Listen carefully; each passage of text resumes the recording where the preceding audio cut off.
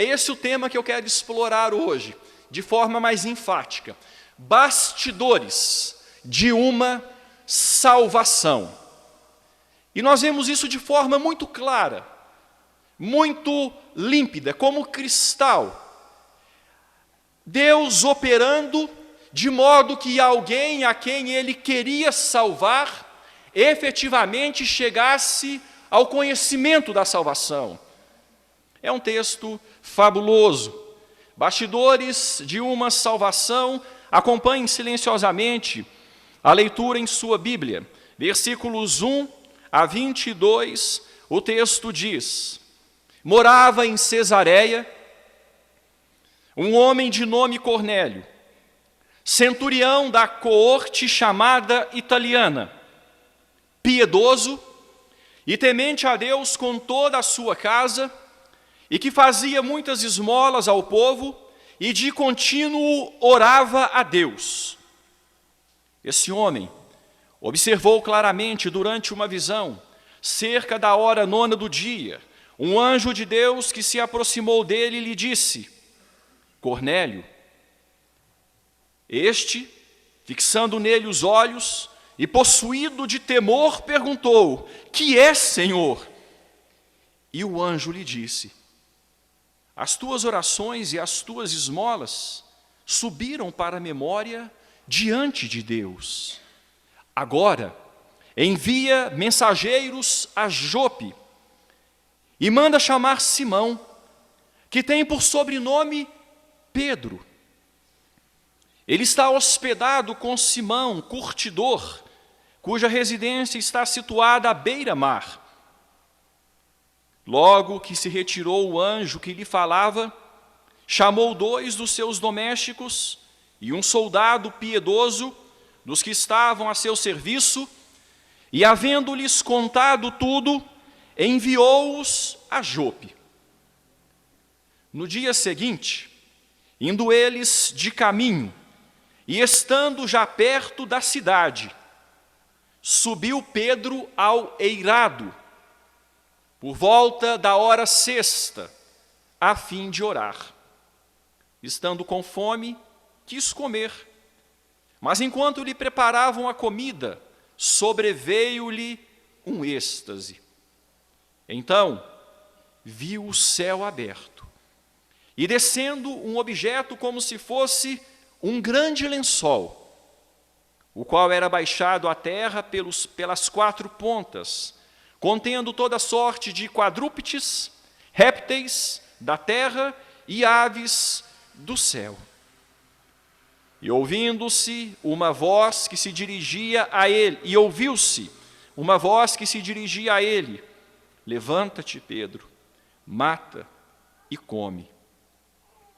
Mas Pedro replicou: de modo nenhum, Senhor, porque jamais comi coisa alguma comum e imunda.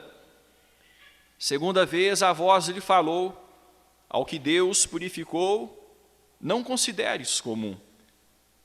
Sucedeu isto por 3 vezes, e logo aquele objeto foi recolhido ao céu. Enquanto Pedro estava perplexo sobre qual seria o significado da visão, eis que os homens enviados da parte de Cornélio, tendo perguntado pela casa de Simão, pararam junto à porta.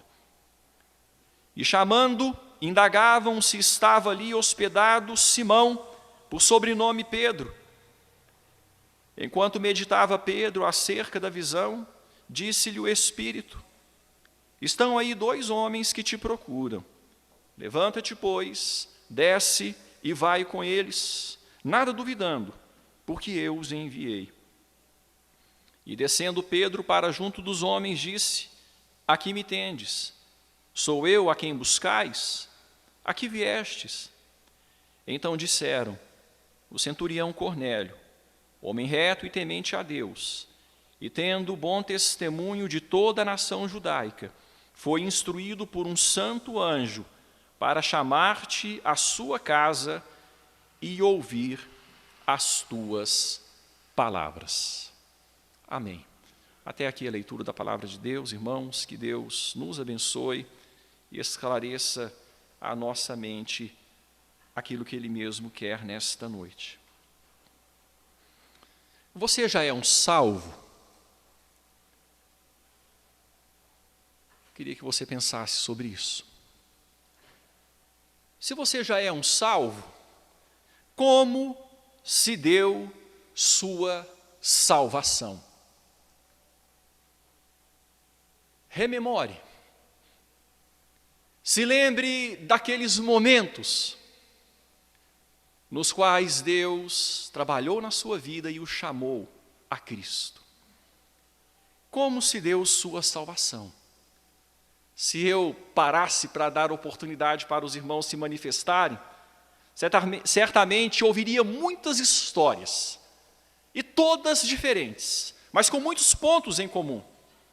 No geral, contudo, podemos dizer que ordinária ou extraordinariamente, natural ou sobrenaturalmente, Deus os cercou e de tal modo o fez, que sua única saída foi render-se a Ele.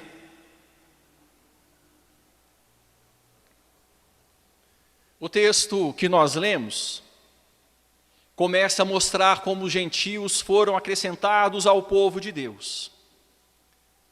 Podemos dizer que estamos aqui hoje adorando ao Deus verdadeiro por causa do que começou a acontecer nesse texto. Além disso, o texto que lemos nos mostra bastidores de uma salvação. Isto é, aquilo que acontece na prática para que Deus salve alguém a quem Deus quer salvar. E é isso que nós vamos ver. Esse será o nosso foco. Veremos dois lados de uma mesma moeda. O primeiro lado, a ação de Deus em Cornélio. Deus prepara o receptor da mensagem. Segundo lado, a ação de Deus em Pedro. Deus prepara o pregador da mensagem. Então comecemos com o primeiro lado, a ação de Deus em Cornélio. Deus prepara o receptor da mensagem. Versículos 1 a 8. Eu peço a você que mantenha sua Bíblia aberta e nós vamos então extrair o conteúdo da palavra de Deus. O texto fala que morava em Cesareia. Já ouvimos esse nome quando estudamos sobre Filipe, no capítulo de número 8. Morava em Cesareia um homem de nome Cornélio, centurião da coorte chamada Italiana. Cesareia estava a cerca de 51 quilômetros de Jope. Lembrando, Jope era o lugar onde estava o apóstolo Pedro, onde ele havia ressuscitado Tabita, ou Tábata, ou Dorcas. Pedro estava em Jope, Cornélio morava em Cesareia. Seguindo a norte pelo litoral, chegava-se então a Cesareia, partindo de Jope, a 51 quilômetros. Cornélio era centurião de uma coorte chamada Italiana. Deixa eu explicar aqui um pouquinho para os irmãos o funcionamento do sistema militar romano, pelo menos nas categorias mais baixas. A estrutura militar era mais ou menos assim: uma coorte era uma guarnição militar que possuía 600 homens e era dividida em 6 centúrias. E uma centúria possuía 100 homens que estavam sob o comando de um centurião. Então a base da pirâmide era a centúria. 100 homens. E esses 100 homens estavam sob o comando de um centurião. 6 centúrias formavam uma coorte. E só para questão de curiosidade, 10 coortes 600 vezes 10, 6.000, formavam uma legião, que era uma guarnição maior. Havia o comandante que estava sobre uma legião, sobre 6.000 homens. Cornélio estava como centurião de uma centúria. Ele estava sobre 100 homens. E o texto prossegue. E a coorte, na qual estava a sua centúria, chamava-se Italiana. O texto prossegue no versículo 2. Cornélio era marcado por algumas características. Era um homem piedoso. O que significa isso? Cornélio, de alguma forma, por algum motivo, valorizava o relacionamento com Deus. Era um homem que considerava Deus. Cornélio era temente a Deus. O texto no versículo 2 coloca. E aqui, irmãos, é importante entendermos que temente a Deus é como que uma expressão técnica para entendermos a forma como os judeus entendiam os gentios, ou classificavam os gentios. Havia pelo menos 3 classificações que os judeus, nas quais os judeus enquadravam os gentios. Havia os gentios comuns, havia os gentios tementes a Deus e havia os gentios prosélitos. Grosso modo, o gentio comum não tinha nenhum tipo de devoção ao Deus de Israel. Ele vivia a sua vida para lá, era um estrangeiro, não se importava com o Deus de Israel. Talvez tivesse a sua religião servindo deuses pagãos de alguma forma, mas não se importava com o Deus de Israel, gentio comum. Gentio temente a Deus, respeitava o Deus de Israel, era monoteísta. Para o gentio temente a Deus, o Deus de Israel era o único Deus. Podia frequentar a sinagoga, as reuniões dos judeus. Ele podia frequentar para entender mais sobre o Deus de Israel. Mas ainda não havia feito parte, ou não havia sido incluído a religião judaica. Não havia se circuncidado, não seguia as regras colocadas no Pentateuco, na lei de Moisés, não guardava as instruções que os judeus guardavam. Estes eram os tementes a Deus. E havia, por fim, os gentios prosélitos. Os prosélitos, eles respeitavam o Deus de Israel e se submetiam à religião judaica. Um prosélito se circuncidava, um prosélito guardava as festas judaicas, a Páscoa, a festa de Pentecostes, a festa dos tabernáculos. Um prosélito se submetia à lei de Moisés. O texto fala que Cornélio, ele era temente a Deus, estava no meio. E é interessante que ele era um homem a quem os judeus olhavam com bons olhos. Observe um pouco adiante no versículo 22 do mesmo texto, que nós lemos, o último que foi lido, quando aqueles homens enviados da casa de Cornélio disseram a Simão Pedro, o centurião Cornélio, homem reto e temente a Deus, e tendo bom testemunho de toda a nação, o que, irmãos? Ele era conhecido dos judeus de Cesareia.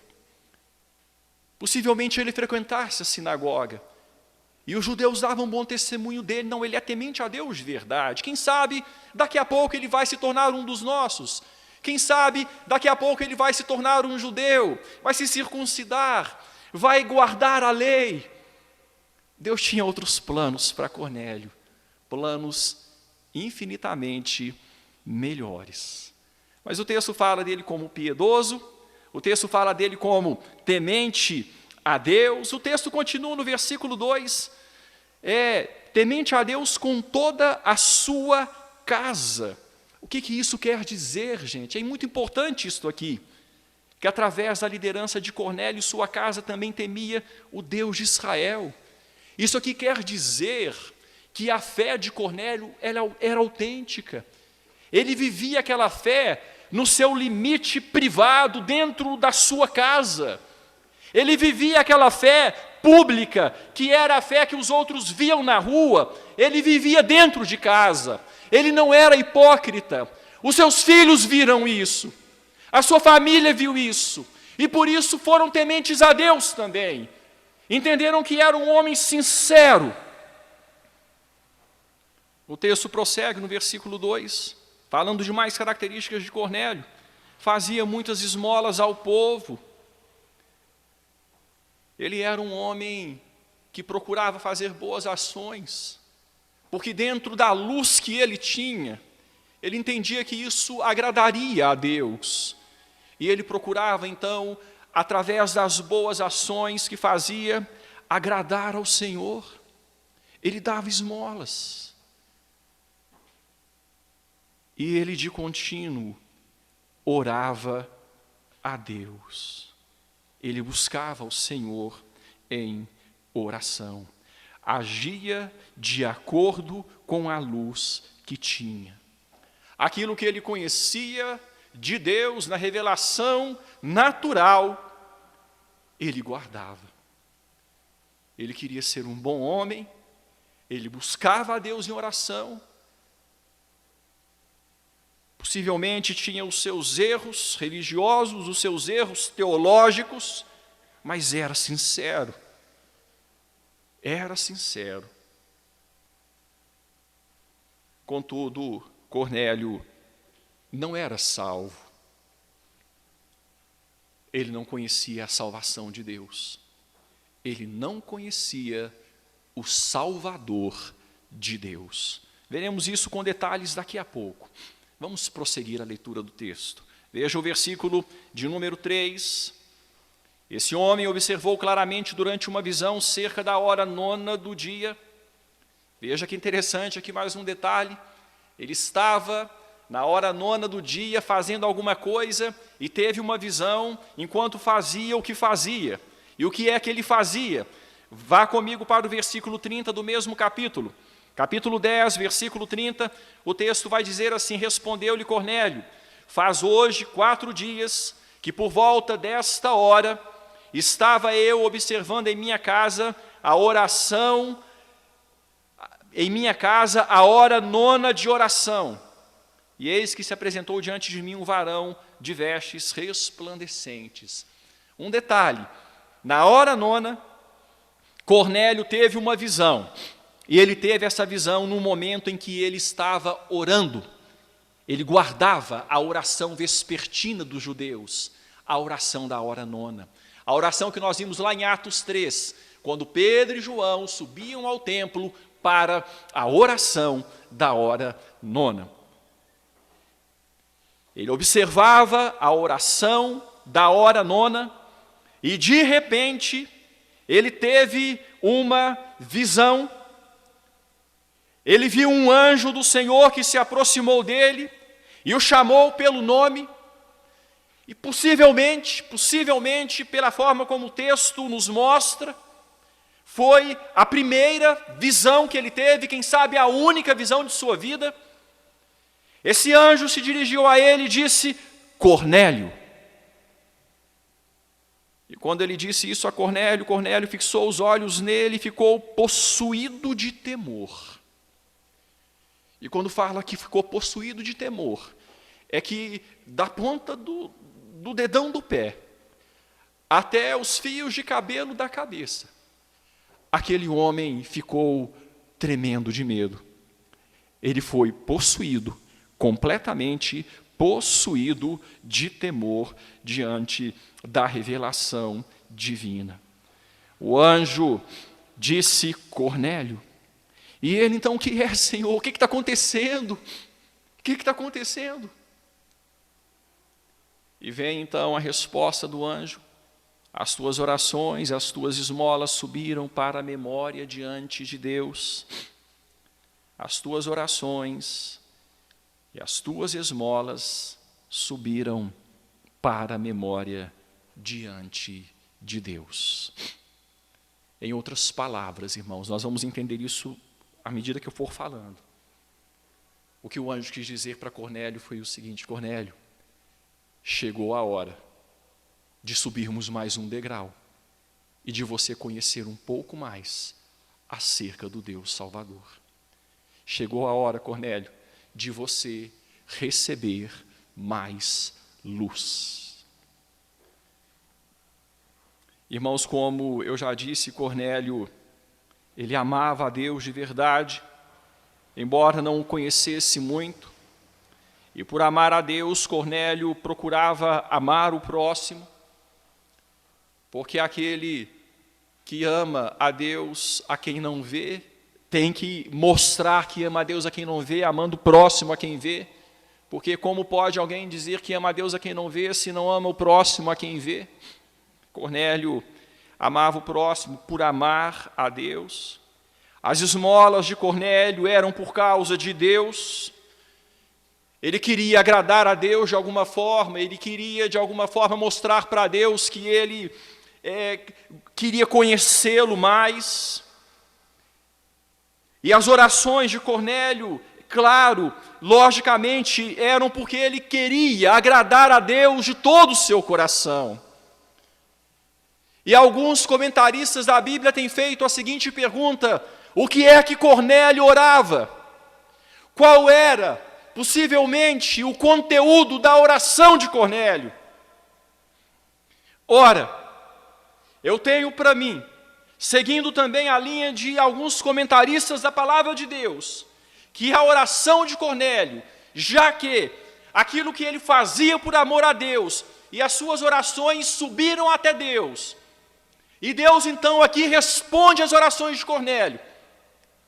Eu tenho para mim que a oração de Cornélio fosse mais ou menos a seguinte: Senhor, eu sei que o Senhor existe. Eu não posso olhar para o céu de dia e ver o sol brilhando sem pensar no Senhor. Eu não posso olhar para o céu à noite e ver as estrelas cintilando os céus sem pensar no Senhor.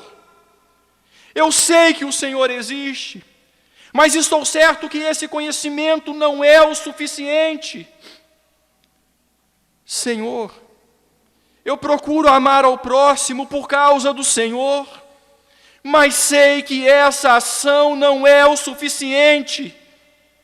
Senhor, se revele a mim.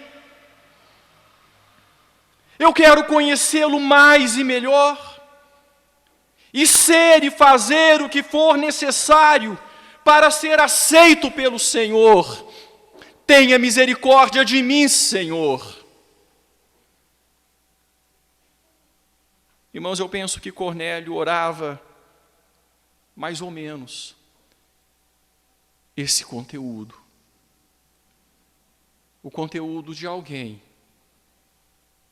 que já estava sendo atraído por Deus. O conteúdo de alguém que já estava com o coração inflamado e sedento por Deus. O texto prossegue. O anjo falou para Cornélio, primeiramente, que as orações foram ouvidas, as suas ações, as suas esmolas foram recebidas como algo que agradou a Deus, ele queria agradar a Deus. O texto prossegue, então, orientações claras e específicas que o anjo deu a Cornélio. Agora envia mensageiros a Jope, manda chamar Simão, que tem por sobrenome Pedro. Ele está hospedado na casa de Simão, curtidor, cuja residência está situada à beira-mar. O anjo se retirou, então. O anjo se foi. E logo que o anjo se foi, Cornélio, a toda pressa, a gente vê isso pela cronologia aqui do texto, a toda pressa ele chamou 2 dos seus domésticos, 2 pessoas da sua casa, e um soldado piedoso que estava sob seu serviço, para que aquele soldado fosse proteção, acompanhasse os seus domésticos, e os enviou a Jope, depois de ter contado a eles tudo o que havia acontecido. Para que Cornélio os enviou a Jope? Veja o que o texto responde no capítulo 11, olhe comigo no capítulo 11, versículo de número 14. Aqui Pedro está contando na sua defesa, porque o que Pedro fez chocou a comunidade dos crentes judeus. O que Pedro fez foi algo que jamais deveria ser feito. E no versículo 14, então, Pedro falando sobre Cornélio, que Cornélio teve a visão e que Cornélio disse, olha, busque Pedro, Simão, por sobrenome Pedro, o qual te dirá o que, irmãos? Versículo 14 do capítulo 11, palavras mediante as quais serás salvo, tu e toda a tua casa. Ele não era salvo. Boas obras não salvam ninguém. Religiosidade não salva ninguém. Não. O que salva alguém é o Evangelho. O que salva alguém é a pregação do Evangelho. É por isso que Paulo diz em Romanos 1, versículos 16 e 17, não me envergonho do Evangelho, porque é o poder de Deus para a salvação de todo o que crê. Primeiro do judeu, também do grego. Porque a justiça de Deus se revela no Evangelho de fé em fé, como está escrito, o justo viverá pela fé. Ele era religioso, ele era caridoso, mas não era salvo. Ele precisava de mais luz e Deus resolveu dar-lhe essa luz, enviando alguém que conhecia o Evangelho, para que o Evangelho fosse comunicado a ele. Cornélio obedeceu de pronto, os enviados foram então a caminho. Deus queria salvar Cornélio. Assim fez o que era necessário para que ele ouvisse a mensagem de salvação. Eu quero que você, mantendo o texto de Atos aberto, abra sua Bíblia, mantendo o texto de Atos marcado, abra sua Bíblia em João capítulo 6. João capítulo 6, versículo de número 45. O texto diz assim, está escrito nos profetas, e serão todos ensinados por Deus. Portanto, todo aquele que da parte do Pai tem ouvido e aprendido, o que é que o texto diz em seguida? Esse vem a mim, o Senhor Jesus Cristo dizendo, todo aquele que da parte do Pai tem ouvido e aprendido, esse vem a mim. O que eu quero, irmãos, dizer com este texto aqui? Cornélio já estava aprendendo e ouvindo da parte do Pai. A luz que Cornélio tinha, a luz que Cornélio podia observar na revelação natural, era algo que Deus estava dando a ele. Deus estava dando luz a Cornélio, estava despertando Cornélio a se preocupar com ele, a ser piedoso, a ser temente, a fazer caridade. Veja o versículo 44. Ninguém pode vir a mim, o Senhor Jesus dizendo, se o Pai que me enviou não o trouxer. E eu ressuscitarei no último dia. O Pai que enviou o Filho, agora estava enviando o Filho a Cornélio. Para isso seria necessário também preparar o pregador. Vimos aqui até o versículo 8, a preparação do receptor da mensagem. Agora vamos ver a ação de Deus sobre Pedro, a preparação do pregador da mensagem. Veja, a partir do versículo 9, o texto diz que no dia seguinte, já no outro dia, indo eles de caminho, estando já perto da cidade, subiu Pedro ao eirado por volta da hora sexta, a fim de orar. Estando com fome, quis comer, mas enquanto lhe preparavam a comida, sobreveio-lhe um êxtase. Vamos entender aqui, irmãos, esse momento aqui de Pedro. Os enviados de Cornélio estavam a caminho, já próximos, já chegando, era em torno do meio-dia. Então, no dia seguinte, 21 horas depois, porque no dia anterior, às 3 horas, aconteceu a visão, e agora 21 horas depois, menos de um dia, ao meio-dia do dia seguinte, eles já estavam chegando. Pedro foi orar, subiu ao eirado para orar. Estava com fome, aguardando a refeição, teve uma visão. Vamos ver a visão de Pedro, versículos 11 a 13. Então viu o céu aberto e descendo um objeto, como se fosse um grande lençol, o qual era baixado à terra pelas 4 pontas, contendo toda sorte de quadrúpedes, répteis da terra e aves do céu. E ouviu uma voz que se dizia a ele: levanta-te, Pedro, mata e come. Irmãos, Pedro era um judeu da gema. Pedro era um judeu seguidor. Um judeu que demorou muito para perder aquela visão judaica do Messias político poderoso.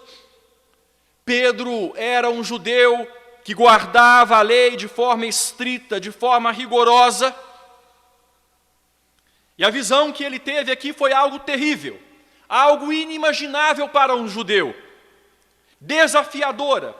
O texto fala em seguida que Pedro ficou perplexo com a visão que teve.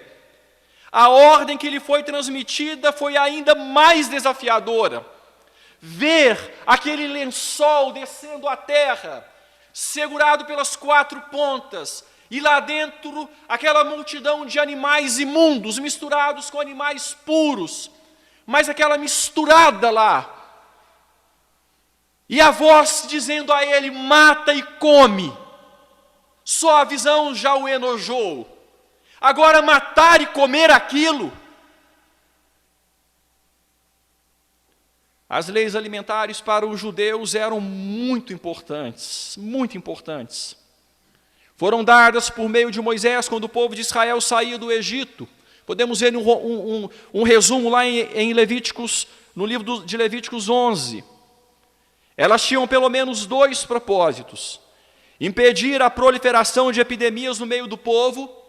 Segundo propósito, impedir que o povo de Deus se assentasse à mesa com ímpios, especialmente que se envolvesse com os cananeus. Deus estava mandando o povo para a terra de Canaã, e Deus fez muitas restrições,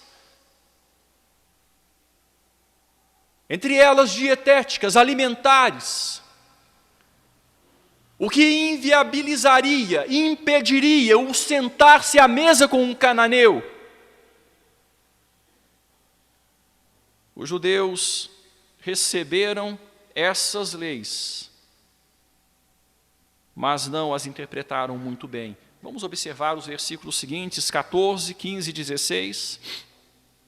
Diante da visão que Pedro teve, veja o que ele disse: de modo nenhum, Senhor, de modo nenhum. O Senhor está me mandando matar e comer? Não vou fazer isso não, não.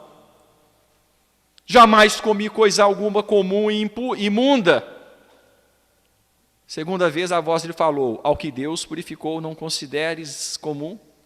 Sucedeu isto por 3 vezes, e logo aquele objeto foi recolhido ao céu. Gente, alguns detalhes interessantes do texto, né? O povo de Deus, o povo judeu interpretou errado as leis alimentares, pensava que era melhor que os outros povos. Não era isso. Não era motivo para vaidade, para soberba, para vanglória. Não. Era para que eles se santificassem, fossem diferentes, para poder fazer diferença aos outros povos. Eles não eram melhores que os outros povos, eles deveriam ser luz aos outros povos. O povo de Deus tratava a lei como se fosse um fim em si mesma, a ponto de a obediência à lei fazer Pedro ir contra o doador da lei. O doador da lei disse para Pedro: mata e come. Não, eu vou guardar a lei. Nunca comi coisa comum, nunca comi coisa imunda. Não vou matar, o Senhor está mandando, mas eu não vou. Como assim? O servo desobedecendo o Senhor por causa da sua convicção religiosa. achava que a lei era um fim em si mesmo e não uma forma de servir a Deus. E por fim, o povo de Deus pensava que estava seguro guardando a lei. Não era assim. Não era assim. Estava na hora de Deus fazer algo maravilhoso e mostrar que os judeus estavam debaixo do pecado também, assim como os outros povos, e que os outros povos também poderiam ser salvos pelo mesmo Senhor que era o Salvador revelado aos judeus, mas que pela grande parte da população judaica havia sido rejeitado. Algo estava acontecendo que ainda não estava claro para Pedro. Pedro ficou intrigado, Pedro ficou perplexo. E veja um detalhe no texto, versículo 16, sucedeu isso por 3 vezes, e logo aquele objeto foi recolhido ao céu. Irmãos, eu penso que quando a visão apareceu, e a voz falou uma vez, e Pedro respondeu não uma vez, a visão apareceu, a voz falou segunda vez, e Pedro respondeu não segunda vez, a visão apareceu, a voz falou terceira vez, e Pedro falando não, terceira vez já engasgou. 3 vezes de novo. O que será agora? 3 vezes de novo. As 3 vezes da negação. As 3 vezes da restauração. Amas-me, Pedro? Senhor, amo. Amas-me, Pedro? Senhor, tu sabes todas as coisas, sabes que eu te amo. Amas-me, Pedro? 3 vezes de novo. O que Deus está fazendo comigo dessa vez? Versículos 17 a 20. Enquanto Pedro estava perplexo sobre qual seria o significado da visão, eis que os homens enviados à parte de Cornélio, tendo perguntado pela casa de Simão, pararam junto à porta. E chamando, indagavam se estava ali hospedado Simão por sobrenome Pedro. Enquanto meditava Pedro acerca da visão, disse-lhe o Espírito: estão aí 2 homens que te procuram. Levanta-te, pois, desce e vai com eles, nada duvidando, porque eu os enviei. Irmãos, olha que interessante.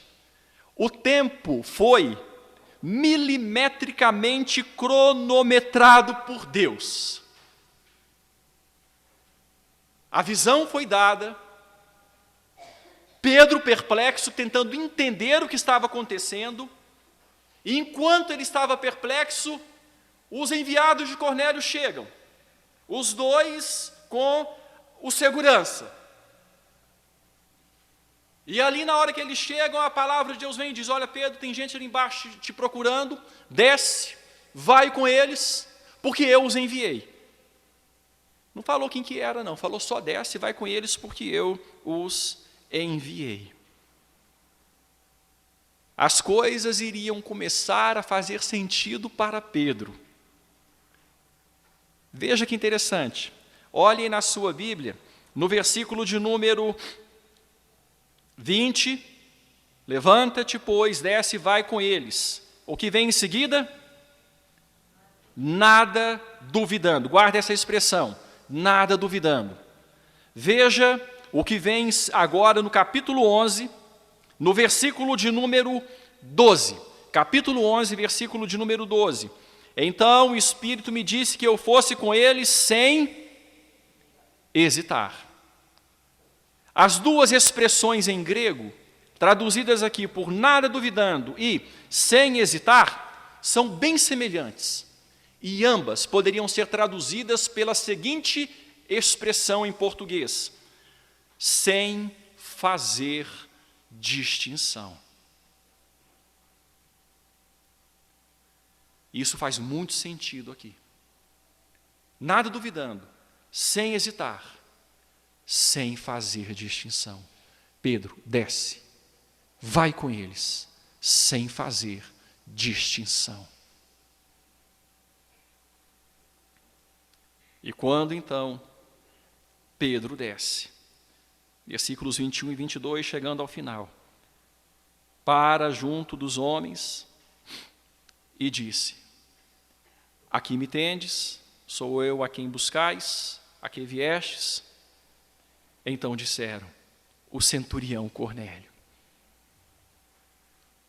Era um gentio e, além do mais, era um soldado romano. Um centurião, acima de soldado. Pior ainda, além de ser gentio, era um oficial militar romano. E o texto diz: o centurião Cornélio, homem reto e temente a Deus, e tendo bom testemunho de toda a nação judaica, foi instruído por um santo anjo para chamar-te à sua casa. Preste atenção nisso aqui. O texto bíblico ou o arranjo da história não nos mostra Cornélio indo, porque Cornélio poderia ter ido. Vá até Pedro e ele vai te falar algumas palavras que vão te mostrar a salvação sua e da sua casa. Não, era para Pedro ir. Porque Cornélio ir seria uma coisa, mas Pedro ir na casa de Cornélio seria outra coisa muito pior. Porque um judeu não podia entrar na casa de um gentio. Não podia. Não era permitido. Veja no mesmo capítulo 10, versículos 28 e 29. Olha o que o texto diz. A quem se dirigiu dizendo: vós bem sabeis que é proibido a um judeu, o que é que o texto diz? Ajuntar-se ou mesmo aproximar-se a alguém de outra raça. Mas Deus me demonstrou o quê? Que a nenhum homem considerasse comum ou imundo. Por isso, uma vez chamado, vim sem vacilar. Pergunto, pois, por que razão me mandaste chamar? Ora, Deus me demonstrou que a nenhum homem considerasse comum ou imundo. Era para que eu fosse sem hesitação, era para que eu fosse sem duvidar, era para que eu fosse sem fazer distinção, era para que eu entrasse na casa dele. E por isso eu entrei, Deus me mostrou. Não foi fácil para Pedro, mas uma salvação precisava acontecer. E Deus estava preparando o pregador da mensagem. Paradigmas precisavam cair. Preconceitos precisavam ser destruídos. E foi isso que Deus fez. Interessante que Deus fez isso com Pedro, aquele que pregou em Jerusalém, o Espírito Santo veio, aquele que lá em Samaria orou e o Espírito Santo veio, e seria agora aquele que seria instrumento de Deus para abrir a porta de salvação aos gentios, sobre quem o Espírito Santo também viria. Bastidores de uma salvação. Irmãos, que bênção.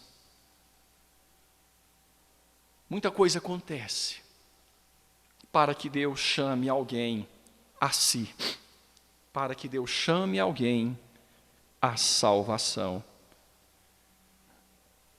Para finalizar essa minha palavra, eu quero fortalecer dois pontos que eu considero muito importantes. O primeiro ponto tem a ver com a salvação começando em Deus. Peço a você que, por favor, abra sua Bíblia em Efésios, capítulo de número 1. Efésios, capítulo de número 1. Vejam o que o texto diz nessa porção da palavra de Deus. Efésios, capítulo 1, a partir do versículo 3, vamos ler até o versículo 7. Preste atenção, meu irmão. Veja o que o texto diz. A salvação começa em Deus. Quando? Na eternidade. Bendito o Deus e Pai de nosso Senhor Jesus Cristo, que nos tem abençoado com toda sorte de bênção espiritual nas regiões celestiais em Cristo. Assim como nos escolheu nele, quando? Antes da fundação do mundo, para sermos santos e irrepreensíveis perante ele. E em amor nos predestinou para ele, para a adoção de filhos, por meio de Jesus Cristo, segundo o beneplácito de sua vontade, para louvor da glória de sua graça, que ele nos concedeu gratuitamente no amado, no qual temos a redenção pelo seu sangue, a remissão dos pecados, segundo a riqueza da sua graça. Irmãos, até aqui, o texto é muito profundo, fala muita verdade, mas eu quero ressaltar apenas essa verdade que tem a ver com o que nós estamos estudando hoje. A salvação começa em Deus na eternidade. Desde antes da fundação do mundo, Deus havia escrito o nome de Cornélio no livro da vida. Deus havia despertado Cornélio para temê-lo, para vê-lo na revelação natural, na revelação geral, e Cornélio tinha no coração sede de Deus.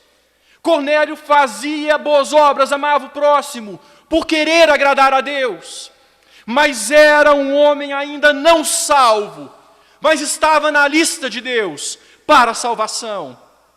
Na eternidade Deus o escolheu, no tempo Deus preparou a Cornélio e preparou o pregador da mensagem, que fosse a Cornélio e pregasse a palavra mediante a qual ele e sua casa seriam salvos.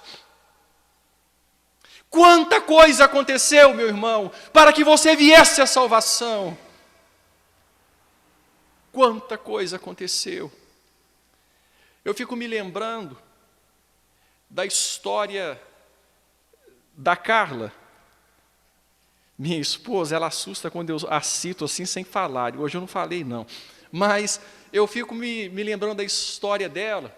Ela disse que começou a conhecer a Deus, lendo a Bíblia. E ali Deus foi falando ao coração dela. E ela, até então, frequentava a igreja católica, seguindo os seus pais. E ali ela ficou incomodada com alguns ensinos bíblicos que foi aprendendo e que eram diferentes na igreja católica. E ela disse que queria parar de ir à igreja católica e ir a alguma igreja evangélica. O pai dela disse, não, definitivamente, você não vai. E durou isso em torno de 3 anos, Carla? 3 anos ela sem ir à igreja, mas lendo a Bíblia, buscando a Deus.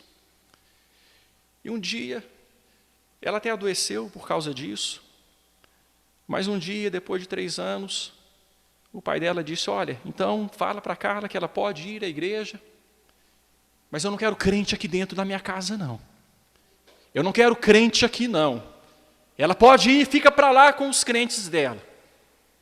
E a Carla foi um dia de festa, e ela começou a ir à igreja e a servir a Deus conforme a revelação que Deus estava dando a ela.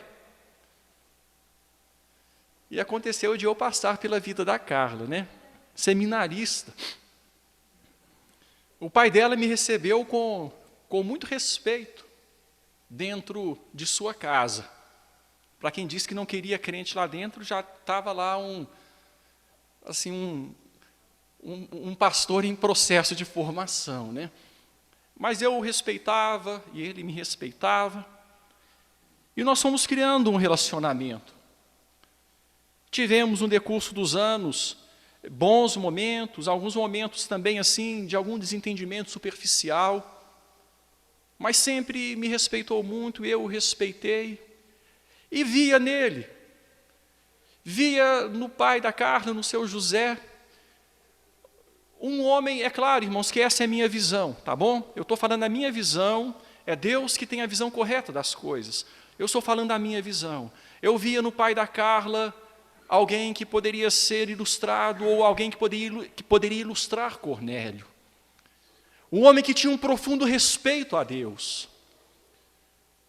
Um homem que achava um absurdo alguém chegar na missa com menos de 15 minutos de antecedência. Não, meu irmão está chegando na missa só faltando 15 minutos. Está errado. Tinha que chegar umas meia hora antes para se preparar para a missa. Era um homem profundamente zeloso, temia a Deus, a gente via isso nele. As roupas dele que ele usava para ir à igreja, ele as tratava de uma forma diferenciada. Ele chegava da igreja, retirava suas roupas, como que alguém que estivesse retirando uma preciosidade, uma joia, e guardava aquelas roupas com muito cuidado. Ele fazia parte de uma irmandade, e guardava com muito cuidado até que ele usasse essas roupas novamente. E fazia boas obras também. Era um homem que procurava ser generoso, e que procurava agradar as pessoas. Irmãos, eu fui percebendo isso e nós fomos convivendo. Mas ele na religião dele, e eu ali dentro, né? Agora já dormia, já levava neto, né? E por aí vai. E dando testemunho, orando a Deus para que Deus pudesse me ajudar, quem sabe a gente pudesse alcançá-los para Cristo. E aconteceu que em 2018, como os irmãos sabem, ele foi diagnosticado com câncer. A Carla, filha única, e nós nos vimos numa situação difícil. E agora o que a gente vai fazer? Como é que vai ser o tratamento? Eu conversei com o conselho da igreja, não, pastor, fique à vontade, faça o que for necessário para cuidar da sua família nesse momento. Irmãos, e todas as consultas que ele fez em Belo Horizonte, todas as quimioterapias, todas as radioterapias, eu levei.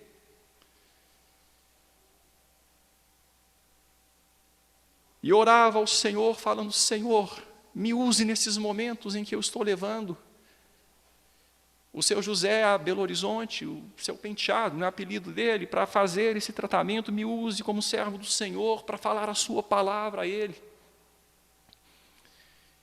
E nesse tempo eu pude falar de Jesus a ele tantas vezes, e de tantas maneiras, e de tantas formas. Pude falar com respeito, mas pude falar sobre a Igreja Católica, sobre desvios da Igreja Católica, sobre pontos contrários à palavra de Deus na Igreja Católica. E ele ouvindo e concordando. Irmãos, eu fiquei pensando, será que o Deus, e preparando esta mensagem, pensando, será que o Deus eterno, será que o Deus que conhece todas as coisas desde a eternidade, desde antes da fundação do mundo, será que esse Deus não colocou o nome dele no livro da vida? E foi preparando o coração dele, o coração do receptor, e me foi preparando também o mensageiro, o pregador, para que chegássemos naquele momento e ele pudesse receber mais luz. Será que Deus não fez isso? E há uma esperança que nós temos de que Deus tenha feito isso, porque as coisas foram caminhando de tal forma. E a salvação foi pregada a ele de uma forma muito clara, e ele disse, sim, eu entendo, Cristo é o Salvador, Cristo é meu Salvador.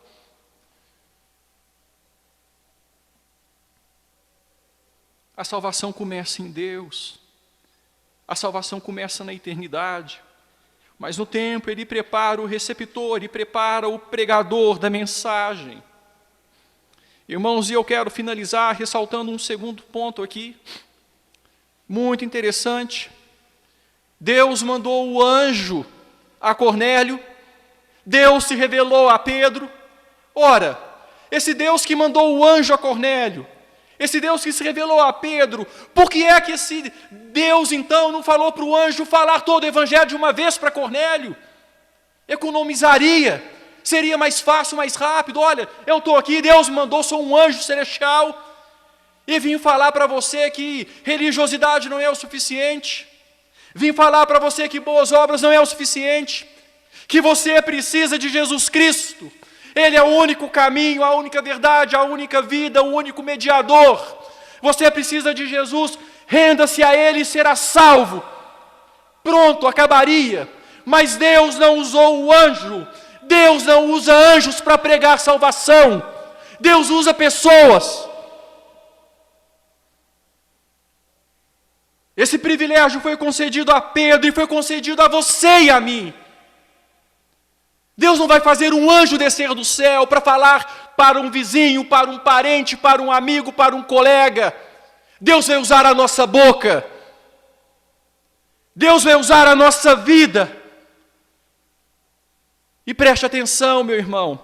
Pode ser que Deus esteja preparando alguém para ouvir a palavra de Deus e ser salvo. E pode ser que Deus queira usar você como um servo obediente para ser o mensageiro da palavra. Mensageiro que Ele usará para alcançar a pessoa que Ele já está preparando. É Deus quem salva, mas Ele usa pessoas. O texto de Pedro fala muito claramente isso lá em 1 Pedro. Capítulo 1, versículos 10 a 12.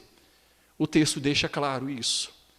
Deus nos confiou a nós o privilégio de pregar o Evangelho.